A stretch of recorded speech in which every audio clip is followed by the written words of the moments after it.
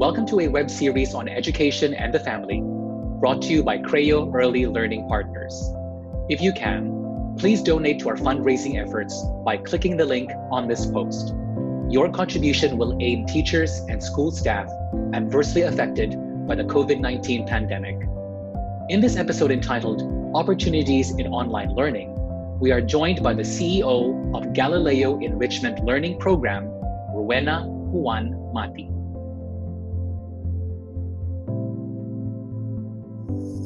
Welcome, Teacher Rowie. Thank you for being here. Up until early this year, Galileo has been primarily known for its in-person, hands-on programs in English and Singapore math. How have you adapted your offerings to the current situation? We looked at the different scenarios. We read about it. We talked to the different industries. We talked to government agencies. When we realized that the only way to go is really to think of a different delivery system, because it looks like they will not allow children to go to school, to go to the centers. Then we thought of doing online classes. So change the delivery system to online. What's fortunate for us is we've been looking into the online classes on distance learning for a long time. So we pulled out the program. Then we talked to the team. So that was middle of March. And in 2 weeks, we were able to come up with a program and we were able to launch it on April. Could you please take us through the process, Teacher Rowie, that led you to Galileo Online Learning? And what steps did you take and what considerations did you have prior to your launching? It was really deciding on it and really working 24/7 to be able to launch it very quickly, because we have more than 30 centers depending on the head office for direction. So our direction was, okay, we're going to launch an online system. So by April, we had to call all our directors, our partners in the different centers with their teachers. We had to explain to them how we're going to do the online, how we're going to execute, how we're going to teach the children online. So for some directors, it's something really new, especially in the provinces, where the internet is really not reliable, when it's unthinkable to learn using the computer. You know? So we had to explain it to them. We had to give training to the teachers. And then by mid-April, we launched the program. So as long as everyone in the team were one in thinking that this is the solution, we were able to launch it together. So it was a lot of hard work for the team, but it was really exciting because it was something that we were really looking forward to. I'm wondering, what did your teacher and staff have to undergo to be prepared for this Galileo online learning? So for a lot of them, we were lucky they understood it well. But for some, I really had to do a one-on-one. And I really had to go through each point of what the online learning is, how we're going to teach it, how we're going to train their teachers. So that was the first hurdle. Once they understood what it was, we brought in the teachers, and then we had to train the teachers. What's good with us is, since I'm one of the Google Educators Group heads for the Philippines, we've been doing training for our team and for our teachers. So after the training, we did trial sessions, pilot classes, and that gave them the confidence to go on. They found out that they should be like bloggers or vloggers, because in the classroom, teachers are like theater actors, right? This time, they have to be like vloggers to get the attention of the students. So for some teachers, it was exciting. For some, it was scary. And the difference is, when classes are going on, you're inside the houses of the families. So from the time they turn on the computer, the parents are there. or there's an adult who's there. So someone can observe the teacher all the time.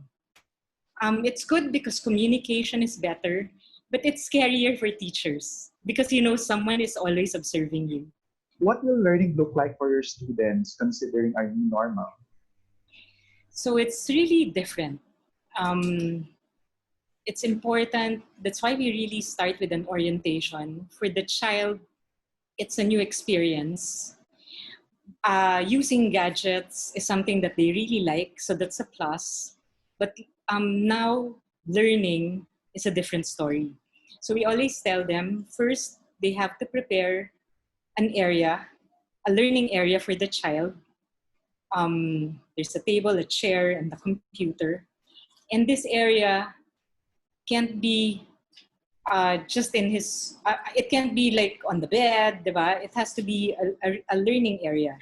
And then whatever schedule you have for your child, if it's 7 o'clock or 8 o'clock, you have to prepare the child before that so that the child can dress up, prepare for, it's like preparing for school, because when you prepare the child, you're preparing him to think that he's going to learn. So you prepare his mind. So the mindset is important.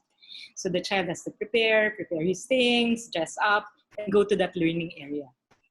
And the role of the parents is really to turn on the computer, start the class, and make sure the teacher is there on the other side.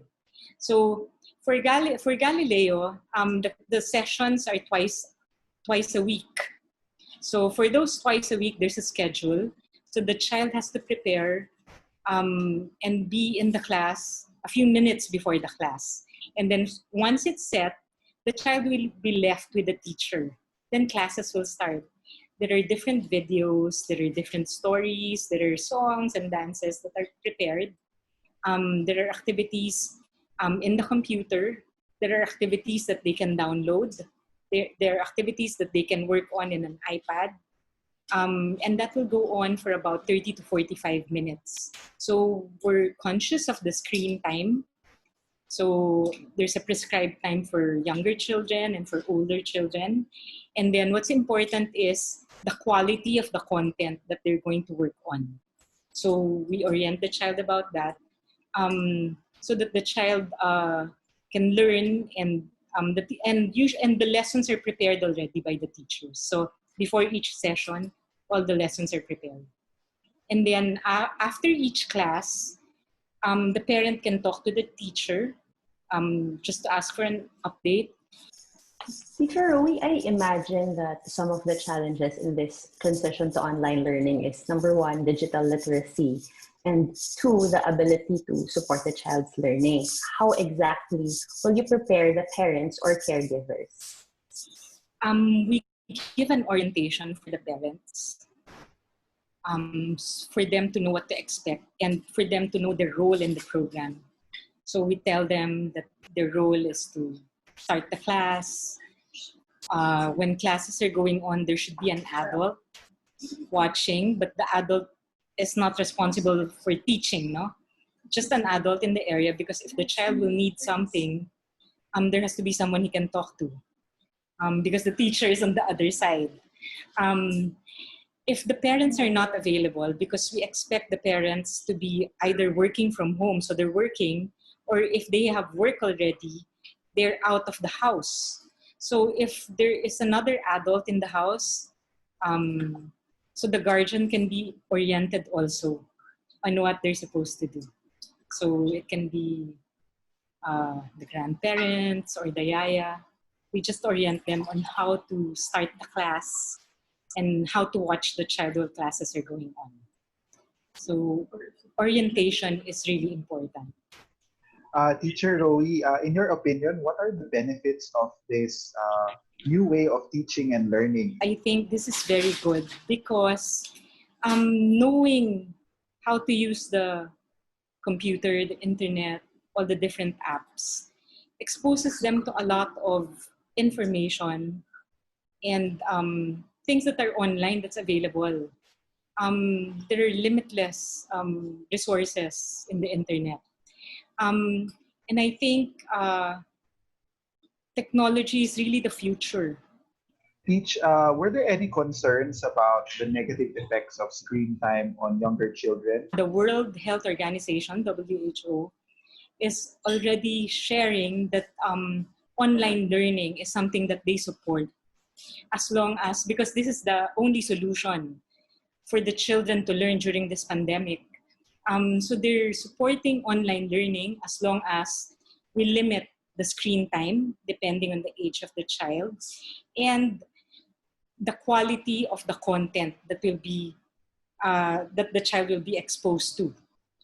So that's what's important. And I think giving the rules to the child, teaching them discipline is very important. What advice do you have for parents to motivate their children to learn in this very unusual time? We always tell them that even if the centers or the schools are closed, learning should continue. Especially for this summer, every summer, our worry is children stop learning because a lot of parents say, I'll let my child rest because it's the summer. But there's such a thing as learning loss. Learning loss usually happens in the summer. So we always encourage the parents to keep enroll them in a class or let them study at home. They don't even have to enroll. They can read books, they can activity sheets, as long as they continue learning. And I think it's important just to try it because I think it's more fear that's causing them to really just stop. Since I'm not sure, I won't enroll. But there's nothing wrong with trying. We also share with the parents that it's good to try it because it will give them a feel of what online learning is. And it will also train the children so that when classes start on August or on July, depending on their school, they can focus on just learning because they already know what online learning is. And then on August, we will start offering also the Go Kids, Galileo Online Kids. This is a program for 3 to 5 years old. So it's every day, 4 days a week. It's like a toddler's program. And then come August, we're also going to have Galileo Online Learning with homework help. Because a lot of parents are already inquiring about tutorials or online or homework help even when classes start and there's online learning because they expect to be busy. Thank you so much, Teacher Roy. I really agree with what you said earlier that technology is the future and it's good to learn that Galileo is ready for this new normal that we have. I was struck with what you mentioned about learning loss, and I think that this is a very important concept that our parents should consider as they try to discern the best direction of the education of their children. So thank you very much, Teacher Rowe, and thank you for joining us for this episode. Thank you.